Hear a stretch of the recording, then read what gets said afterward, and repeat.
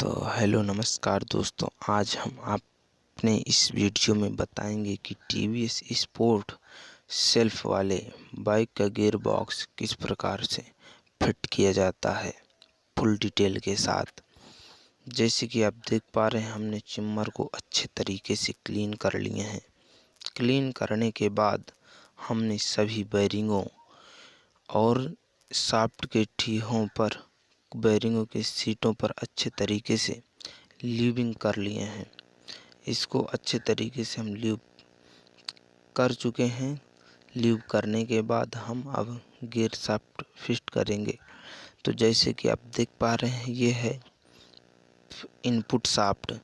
Input shaft जो कि कुछ इस प्रकार से दिखाई देती है। इसे क्लच शाफ्ट भी बोलते हैं। इसमें एक गियर फिक्स रहता है, दूसरा पूरी तरह से फ्री रोटेट होता है और तीसरा शाफ्ट के साथ। ये इस पॉकेट को फिट करने से पहले एक वाइसर फिट की जाती है, जो कि कट वाइसर की तरह दिखती है। ये आपकी इनपुट शाफ्ट पूरी तरीके से फिट हो चुकी है। फिर ये है आउटपुट शाफ्ट। आउटपुट शाफ्ट में एक वाइसर और इसके बाद ये पिनियन, गियर पिनियन को अच्छे तरीके से चेक कर लें ताकि किसी प्रकार की फिर प्रॉब्लम ना आए।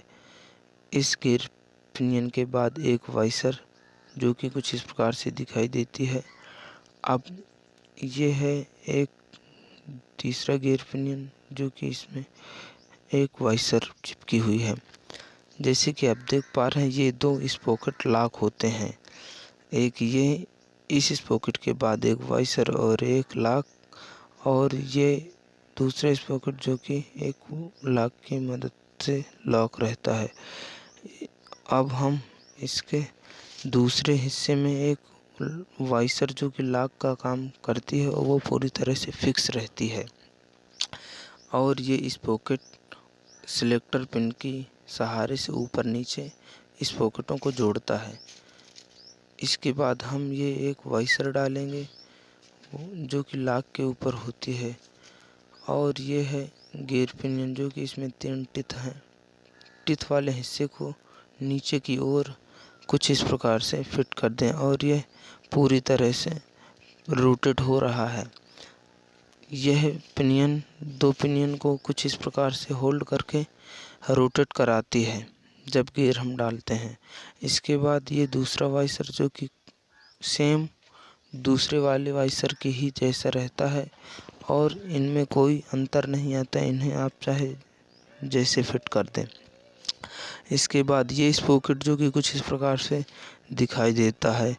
इस स्पॉकेट को आप चाहे इस तरफ से फिट कर दें या इस तरफ से, लेकिन जैसे कि आप देख पा रहे हैं, वाइसर का हल्का निशान आ जाता है, तो सावधानी से इसे वैसे ही फिट कर दें। इससे कोई विशेष अंतर नहीं आता। और इसके बाद ये एक वाइसर है जो कि ये कुछ इस प्रकार से हमने डाल दिए हैं। ये आपकी आउटपुट शाफ्ट या चैन स्पॉकेट शाफ्ट भी आप इसे कह सकते हैं। ये दोनों शाफ्टें प्रॉपर तरीके से फिट हो चुकी हैं। अब हम इसके चेम्बर की बेरिंगों की सीट में इनको कुछ इस प्रकार से फिट कर देंगे और इन्हें आसानी से धीरे धीरे फिट कर दें और इनमें चोट ना मारें। ये स्मूथली फिट हो जाती हैं। तो जैसे कि आप देख पा रहे हैं, हमने चेम्बर में इनको कुछ इस प्रकार से फिट कर दिए हैं। ये हैं गियर सिलेक्टर। गियर सिलेक्टर को भी हमने अच्छे से क्लीन कर लिए हैं।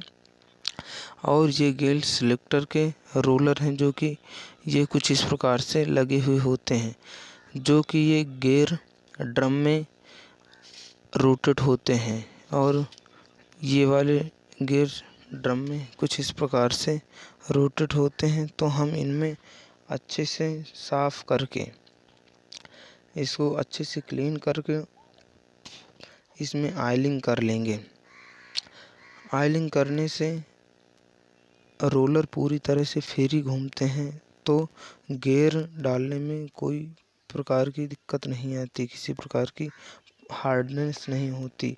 तो हमने इसमें अच्छे से ल्यूब कर लिए हैं और इसके न्यूट्रल लाइट वाले क्षेत्र में भी कुछ इस प्रकार से ल्यूब कर लें ताकि सीट में बैठने पर टाइट ना हो।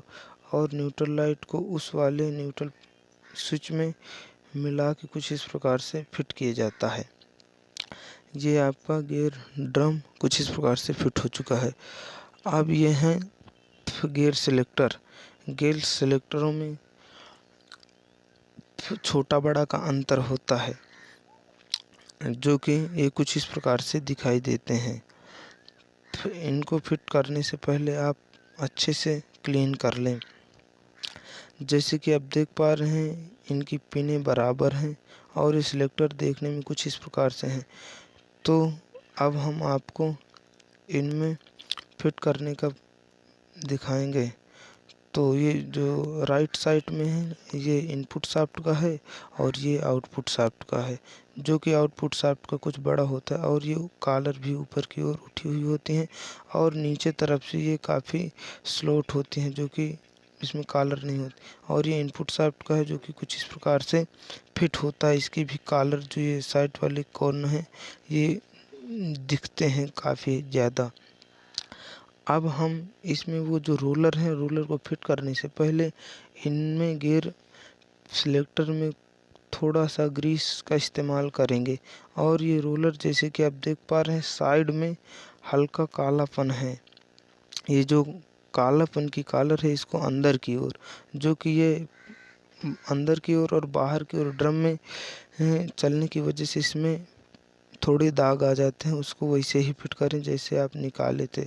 हमने वही प्रक्रिया दूसरे वाले सिलेक्टर में किए हैं, जो कि हमने ग्रीस को लगा के और इस रोलर को कुछ इसी प्रकार से फिट कर देंगे जैसे कि हम आपको बताए हैं। हमने गियर सिलेक्टर की दिशा में रख के कुछ इस प्रकार से फिट कर लें ताकि हमारे गियर शिफ्टिंग में प्रॉब्लम ना आए। अब हम इसमें जैसे कि आप देख पा रहे हैं ये पिन दोनों बराबर होती हैं। इसमें आप किसी को किसी तरह लगा दें, कोई प्रॉब्लम नहीं होती। अच्छे से क्लीन कर लें। ये आपके गियर सिलेक्टर पूरी तरह से फिट होने के लिए तैयार हो चुके हैं। अब हम गियर पिनियन में गियर सिलेक्टर फिट करेंगे, जो कि हम गियर ड्रम को साइड में निकाल लेंगे ताकि हमें गियर सिलेक्टर फिट करने में सुविधा हो। जैसे कि आप देख पा रहे हैं हमने इनपुट शाफ्ट के इस सिलेक्टर को कुछ इस प्रकार से फिट कर दिए हैं और ये है आउटपुट गियर शाफ्ट का पिनियन, जो कि कुछ इस प्रकार से हमने फिट कर दिए हैं। और हमने अब इनमें थोड़ा ल्यूब डाल देंगे, ऑयल डाल देंगे ताकि ये पूरी तरह से गियर पिनियनों में रोटेट हों। इसके बाद हम गियर ड्रम को कुछ इस प्रकार से फिट कर देंगे। जैसे कि आप देख पा रहे हैं हम इसको कितने स्मूथली के साथ फिट कर रहे हैं। जैसे देख इस गियर पिनियन के सिलेक्टरों को थोड़ा सा ऊपर नीचे करके अपनी सुविधा के अनुसार इसे सावधानी पूर्वक फिट कर दें और ध्यान दें कि इनमें हमें चोट मारने की आवश्यकता नहीं पड़ती।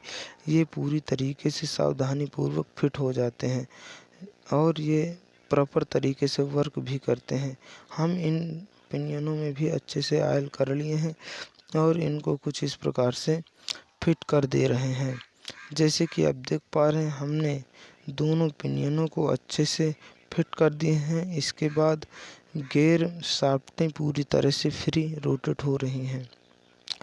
अब हम इसमें गियर डाल के चेक कर लेंगे कि ये चारों गियर पूरी तरह से पड़ रहे हैं कि नहीं, क्योंकि अभी चेक करने से हमें दोबारा खोलने की या किसी प्रकार की गड़बड़ी समझ में आती है तो अभी चेक कर लेते हैं, अन्यथा हमें ज़्यादा टाइम वेस्ट करना पड़ता है।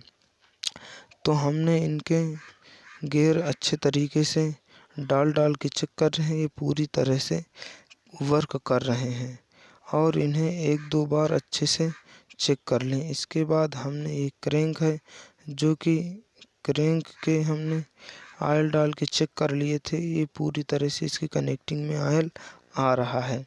अब हम इसमें भी ऑयलिंग करके चेम्बर की सीट में कुछ इस प्रकार से फिट कर देंगे, जो कि ये हिस्सा डाउन की ओर रहते हुए कुछ इस प्रकार से हमने फिट कर दिए हैं। और इसको थोड़ा आमने सामने रिमूव करके फिट कर दें और चेम्बर के सीट में चेक कर लें कि पूरी तरह से वर्क कर रहा है। और जब भी क्रैंक का काम करवाएं तो कनेक्टिंग के साथ साथ दोनों बेरिंगों को अवश्य चेंज करवा दें, ताकि साउंड से रिलेटेड किसी प्रकार की दिक्कत ना आए। जैसे कि आप देख पा रहे हैं, ये पूरी तरह से वर्क कर रही है।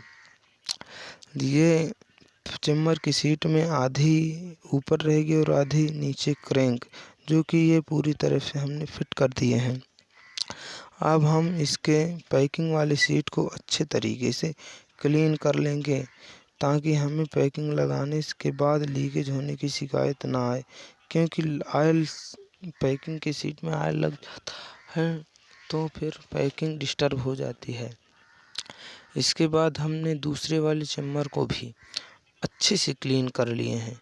क्लीन करने के बाद सूखे हुए कपड़े से इसको अच्छे से साफ़ कर लें, ड्राई कर लें, ताकि इसमें ल्यूब लगाने में हमें सुविधा रहे। जैसे कि आप देख पा रहे हैं, हमने इसके बेरिंग के सभी सीटों पे अच्छे तरीके से ऑयलिंग किए दे रहे हैं, ताकि हमें फिट करते समय ज़्यादा दिक्कत ना आए और आसानी से ये फिट हो जाएं। ये है किकशाफ्ट में भी हम भी अच्छे से ऑयलिंग कर लिए हैं। और इसकी स्प्रिंग चेक कर लें, इसकी स्प्रिंग प्रॉपर है, इसलिए हम इसे चेंज नहीं करेंगे। अब बेरिंग के पैकिंग के सीटों पर हम रेजी बांड का इस्तेमाल करेंगे, ताकि लीकेज की शिकायत ना आए और पैकिंग पूरी तरह से चिपक जाए। हम इसको ज़्यादा नहीं इस्तेमाल करेंगे और नॉर्मल इसका इस्तेमाल किया जाता है, ताकि ये चेम्बर के ऑयल अथवा बोल्ट वाले जगहों पे जाके ऑयल को ब्लॉक ना कर दे। इससे क्या है, काफ़ी नुकसान हो जाता है कभी कभी। हमने इसकी पैकिंग को अब कुछ इस प्रकार से फिट कर रहे हैं। इसकी पैकिंग को फिट करने के बाद हमने इसको अच्छे से चारों तरफ से दबा दबा के चेक कर दिए हैं कि बराबर सीट में बैठ गई है। अब इसके बाद मेन चेम्बर को कुछ इस प्रकार से क्लोज करेंगे। जैसे कि आप देख पा रहे हैं, इसको हम बहुत ही सावधानी पूर्वक इसको क्लोज कर रहे हैं। इसको थोड़ा इधर उधर रिमूव करके आगे पीछे करके फिट कर लें, और इसमें भी चोट का इस्तेमाल ना करें। इसको फिट करने से पहले इसको ऊपर रख के पकड़ से यानी प्लास से कुछ इस प्रकार से रोटेट करके फिट करें, जैसे कि आप स्प्लेंडर के इंजन को फिट किया जाता है, ठीक उसी प्रकार से ये फिट हो जाता है। जैसे कि आप देख पा रहे हैं, ये पूरी तरीके से फिट हो चुका है और हमने इसको अच्छे से चारों तरफ से देख लिए हैं, ये पूरी तरह से परफेक्ट फिट हो चुका है। अब हम इसके सभी शाफ्टों को अच्छे से रोटेट करके चेक कर लेंगे।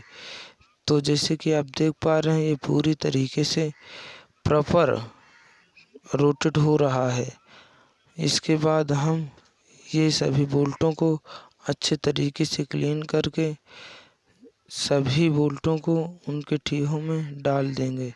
एक के बाद एक हम कुछ इस प्रकार से सभी चूड़ियों में इस प्रकार से डाल देते हैं। इसके बाद ये 10 नंबर का बोल्ट, जो कि एक वाइसर के साथ गियर ड्रम में इस जगह पर कुछ इस प्रकार से फिट होता है, और हम इसको 10 नंबर की टी-टामी की मदद से अभी नॉर्मल टाइट कर देंगे।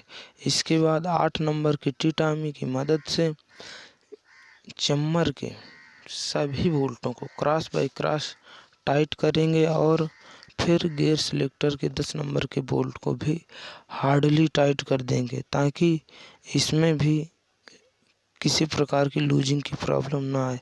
और इंजन के चेम्बर को कभी भी आमने सामने ही टाइट करना चाहिए, ताकि इसमें लीकेज और किसी प्रकार की दिक्कत नहीं आती। अब हम इसके ऑयल सील को ल्यूब करके कुछ इस प्रकार से फिट कर रहे हैं। हमने इसको फिट करने के लिए गोटी का इस्तेमाल किए हैं। जैसे कि आप देख पा रहे हैं, इसको हम बड़े ही सावधानी से और आसानी पूर्वक फिट कर लिए हैं और इसके शाफ्ट को भी अच्छे से फ्री घूम रहा है।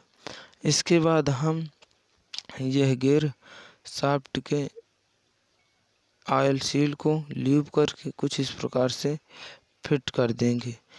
इसको हमने, जैसे कि आप देख पा रहे हैं, इसमें भी हमने एक छोटी गोटी की मदद से इसको कुछ इस प्रकार से फिट कर दें और इसको सावधानी पूर्वक फिट करें, अन्यथा आपकी ऑयल सील लीकेज होने की शिकायत आ सकती है। ये आपकी ऑयल सील पूरी तरह से फिट हो चुकी है। इसको फिट करने के बाद हमने दूसरे तरफ पलटा करके चेक कर लिए हैं कि ये पूरी तरह से सॉफ्ट रोटेट हो रहे हैं। हमने इस किक शाफ्ट को कुछ इस प्रकार से रोटेट करके क्लच के शाफ्ट को रोटेट करने पर किट-किट की आवाज़ आती है। वीडियो अच्छा लगे तो लाइक कर, चैनल को सब्सक्राइब कर लें।